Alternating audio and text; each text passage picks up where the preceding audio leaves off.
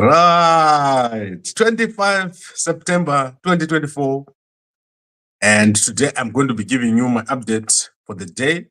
So every day in the morning at 5 a.m., I give you my update. And it's normally on all the trending news that is taking place around Zimbabwe. And today I want to start with the shocking abandonment of the ZIG by Mnangagwa. So the ZIG was introduced in April as the new currency of Zimbabwe, the new gold-backed currency of Zimbabwe. Unfortunately, the ZIG has not done well. And this is something that I've been talking about since day one, that the ZIG is fake and the ZIG will crash parabolically, and that if you see the ZIG, you must swipe it. So a lot of people have made money, and how you make money is you hedge.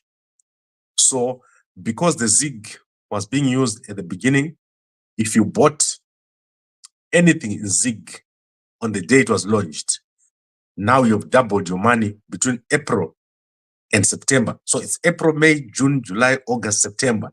In 6 months, the ZIG has lost half of its value. And I'm not talking of half only. As of yesterday, the ZIG is trading as 1:40 and as much as 1:50 in other places. And it's going to go to 0 by December. As I said, the ZIG is fake. The ZIG is not money. And the ZIG is a fugazi. You remember I said in the beginning that you cannot transact with an asset. So it's not possible. And no one has ever transacted with an asset. So it doesn't make sense what Mnangagwa is trying to do in Zimbabwe. So what they've done, Mnangagwa, is they've now made an announcement that they are going to be dumping the ZIG. So let's see if I can find the announcement here. If I don't find it, I'll be able to give it to you very, very soon. But let's look at the announcement by ZANU-PF yesterday. And ZANU-PF is going to be having their Politiburo session today. So we are going to hear more about this afternoon at 11:45. But what they've done is they've made an announcement that they will dump dual pricing. So dual pricing is where you have a price in the local currency and the US dollar. So expect to hear a very big announcement this afternoon after the Politiburo session of the ZANU-PF, which is going to be held at 11:45. So one of the strategies is to eliminate dual pricing, which creates market instability and undermines the progress made in stabilizing the local currency. By enforcing a single pricing system, the government aims to prevent price disparities that fuel currency manipulation. So we are going to see a very big announcement today, and it's going to be shocking. What ZANU-PF is going to do today is going to be shocking, and expect that at about 12 this morning. Guys, I told you what is the problem. Currencies are manipulated by banks. So there is nothing that the Zimbabwe government can do without addressing the underlying factors, which is production and also which is information. So the Reserve Bank of Zimbabwe lacks information. They do not know how much money is in the banks. So what was the money before the day the ZIG was created? What was the amount of money the day after the ZIG was created? That is all. If they can sort out that issue, they'll be fine. But they did not address that issue, which I raised in the beginning. And they're facing a big, big problem. The ZIG is going to crash. We're going to have no ZIG. And all we're going to have is the dollar by December. So only the US dollar will be in operation in Zimbabwe by December. A lot of people have lost their money and their pensions. So this is happening all over again.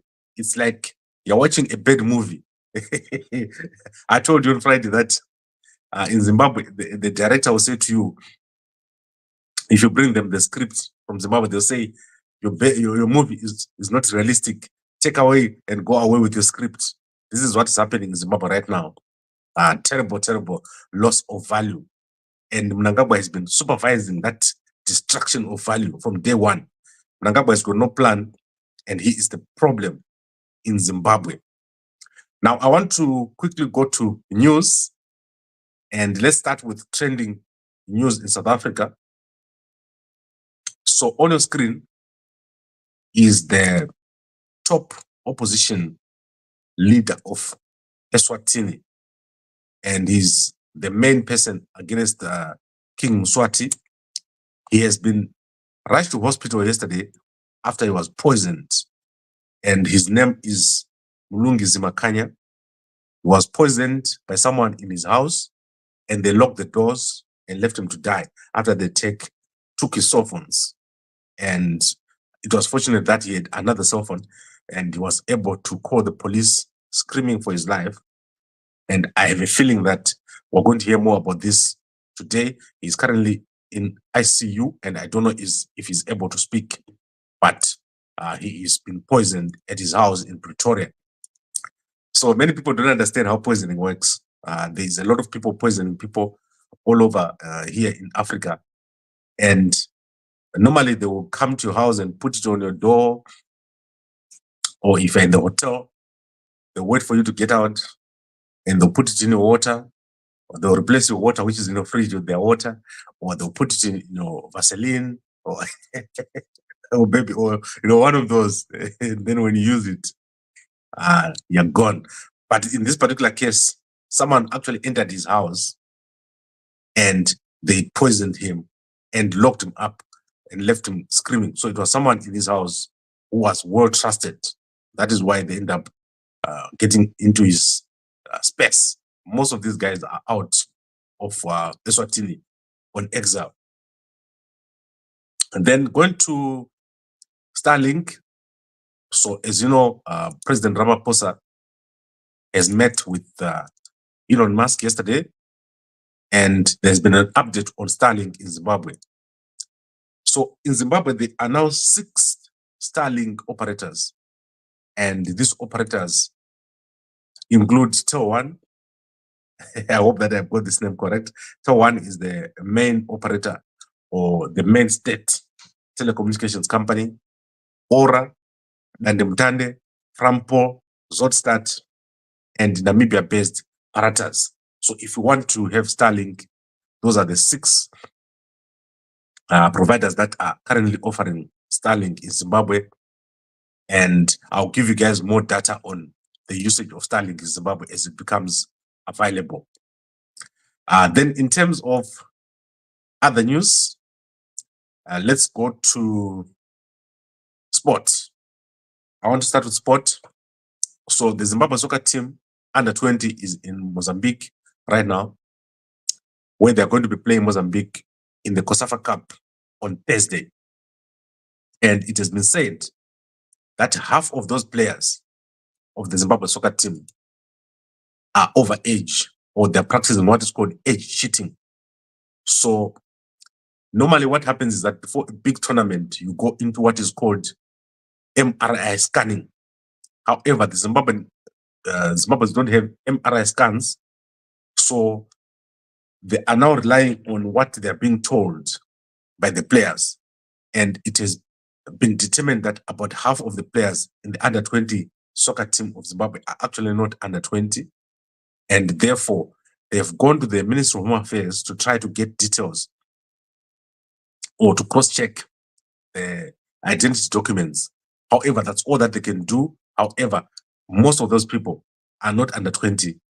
And I don't know how they're going to deal with that particular situation there. I've put the list of all the under 20 people on our website. So you can go and have a look at all the players over there. And on Thursday, you should look forward to the soccer match between Zimbabwe and Mozambique. They're going to be playing on Thursday. Then Alec Macheso has been going through a very tough time. Ever since he received the car from Whitney Chivayo, he has lost a lot of support among his followers. And this has resulted in his music not doing so well, and he has abandoned his latest album. He's no longer producing the new songs, the singles. So he was releasing 1 song a week, but he has stopped releasing for some reason after the songs did not go well. So there's been poor reception or uptake of his music. That means ever since Macheso released those albums, instead of having millions of viewers, he's only having a few viewers, which is very, very sad. I think he should have taken the car from Mnangagwa.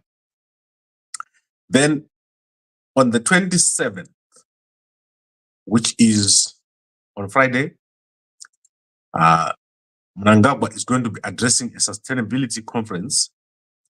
So I'm going to put the details of that on Gambakwe here.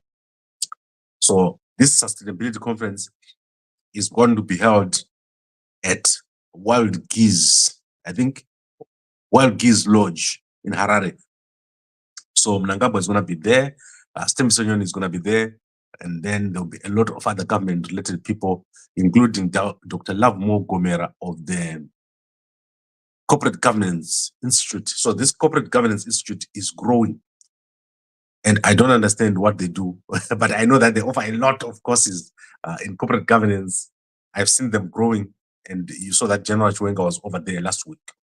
And speaking about corporate governance, in today's newspaper, you're going to see my friend Tichaona Zororo is featured in the H Metro newspaper. It only says dressed for the occasion. Tichaona Zororo clearly has a good time in the 13th annual conference of the Institute of Internal Auditors, Botswana, in Gaborone. So all those that know Tichaona Zororo, you know that he's been the president of ISACA. He also sits on the board of ISACA, one of the most well-known Zimbabwe-born internal audit, IT audit, information security, governance professionals, and he's been all over the world. And he also contributed to the development of the international standards on audit. So amazing to see Tichaona Zororo there at inside the H Metro newspaper. I'm actually surprised that he's over there. Like, I don't know why they put him in there, but John is very, very well known around South Africa. I think there's no one who doesn't know Tichaona Zororo for all the work that he's doing. And I've attended many conferences when I was an auditor where he used to address. So I used to work as an auditor. When I first came to South Africa, I left Zimbabwe where I was an information security manager for one of the banks. Then I went to South Africa and I became an auditor because that was the job that was there. One guy who was in my class at NAST gave me a call and says, there's a job here in South Africa. So I started to work his job when he went to New Zealand. That was Pacharo. Then I moved to Ernst & Young, right? Where I worked in Johannesburg and in the Durban office. And the reason why I'm mentioning this is because there is a very interesting story today in the paper. So Ernst & Young is an amazing company, but there is a big thing happening in the audit firms here. In fact, in many, many countries where there is a lot of overworking. So what has happened is that today there's a trending story where one 26-year-old Anna Sebastian Rial has died from overwork. That is in the Pune office of Ernst & Young. And she follows in the footsteps of many, many people that are dying of overwork in audit firms, especially in South Africa. It's quite big. If you go to some of the big audit firms like PwC and all those, people are actually dying of overwork. And I think they've introduced a law now in India where you can only work 9 hours a day on audit. Because I remember when I used to work in audit, there are days when on a Friday night, I'll be sitting on my desk working all the way up to the morning. That was crazy stuff. So I really have a lot of respect for guys that are in audit, but get out of that thing as fast as possible. If you're an auditor in Big Four, that's crazy. That thing, you should not do it for more than 2 years at all. So I think I've covered most of the stuff that I wanted to cover today. All the newspapers are out. You can go check out H Metro. H Metro has got lots of stories today. You can go check them out. I didn't read much here. There is an odd story on page, let's see what page this is. Page 3. Right, I want you guys to see this story because I've never seen such a story. I don't know who wrote this story. What was he writing? Let me tell you what this story is about. This story is about this guy here. So there is a policewoman, a fake policewoman was arrested. A 38-year-old Chinoi woman who was masquerading as a police officer was arrested for robbing a car dealer in Waterfalls. Russian times 7 accomplices escaped. Russia and 7 men allegedly approached Farad Ngwerume, 41, a car dealer, while he was parked along Chitungwiza Road. They identified themselves as police officers. They took control of Farad's vehicle and asked him to direct them to his house, where they demanded $2,000. So his friend brought $780. The accused drove the complainant's car, and their Honda Fit was following behind, and they were demanding cash. They managed to get to US 780, and upon realizing that they had been duped, the complainants gave chase. This is like, I don't know this story, but what it's all about. But first and foremost, police need to go and interview Farad Ngwerume, why he was paying police $780 for no reason. So this story, I'm sure there is a lot behind this story. This is the only story that I saw today where I was like to myself, I was left scratching my head, Kuti. Why was Farad Ngwerume paying $780 for nothing? And then after he paid the $780, why did he feel duped? And why did he give chase? So amazing stuff happening in Harare. There is a lot of funny games taking place in Harare, and it involves intelligence, people in Mnangagwa's office, all sorts of things. And when you see an odd story, you must know that there is a lot happening behind the scenes. The period where we are, any little thing that you see that involves intelligence, army, police, it's significant. Because something is behind this, the scenes, something is happening, and we're going into the most important 5 weeks of our life. We are going to see a lot of things before the end of the ZANU-PF Annual People's Conference, and there is going to be a massive change. By October the 30th, we're going to be talking something very different in Zimbabwe. This is what happens in our country. When things like this happen, there's a lot behind the scenes, and there are many players involved. So Zimbabwe is not an ordinary country. It is a military state. It is a security state. And a lot is happening behind the scenes that will eventually lead to a big change. But that change doesn't come easy.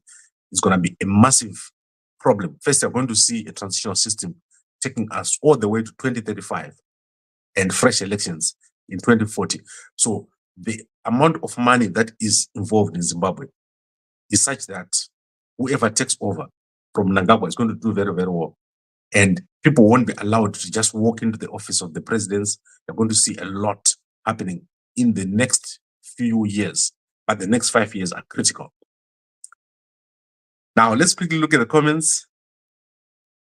Mkoma Edmond says, I heard you, Zadagu and Simon Kosotera. I don't see those comments. I'll go check them out at the top.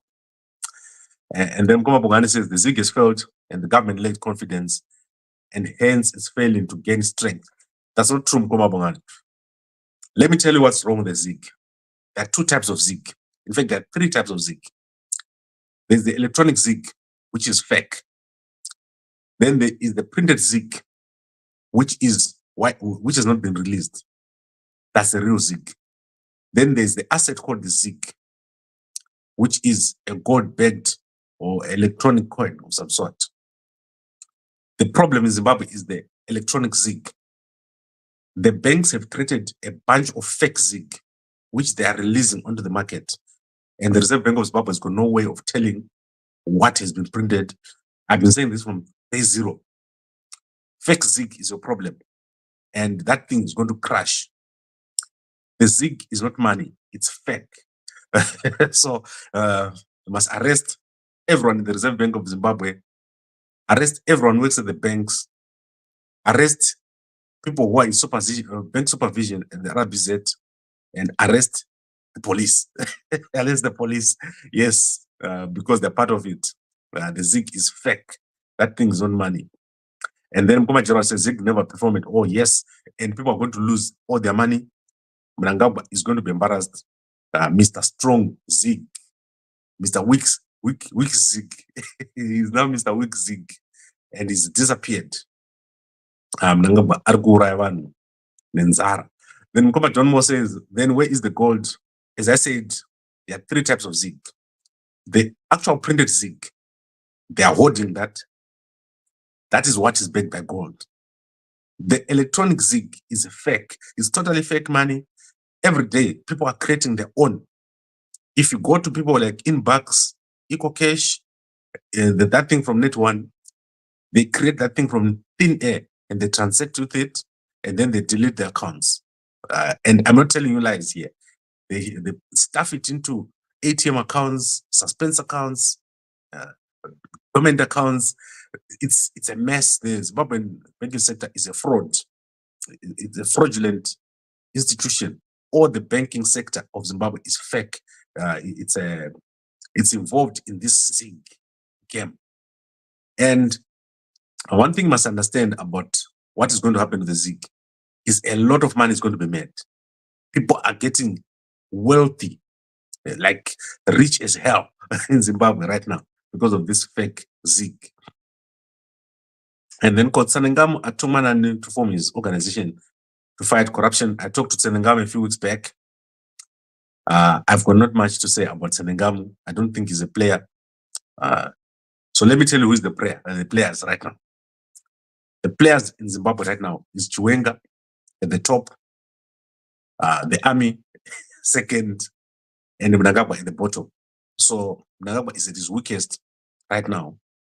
And Chiwenga, if he plays his cards right, he's going to get into office, but a few people are going to drop first. So you won't be allowed to walk in. You're going to see a fight in public, and it's going to be right in front of your eyes. And then Simon says, you enjoy the ride. Yes, right. Every morning we do this, and Gambakwe Media, the top media house in Zimbabwe, and obviously with the support of all our brothers. What we need to do in 2025 is obviously to provide more news to a growing community. We're going to have a new community in the raw areas that is totally not used to getting news. And we have to cover that and provide them with access. So we're working on something, and I'll let you guys know what is up as we go. So let's see if there's anything else. I know I've got pending stories. I've got Uyu, Sean Mnangagwa, that's not finished. I've got Comrade Bombshell. I know that is not finished.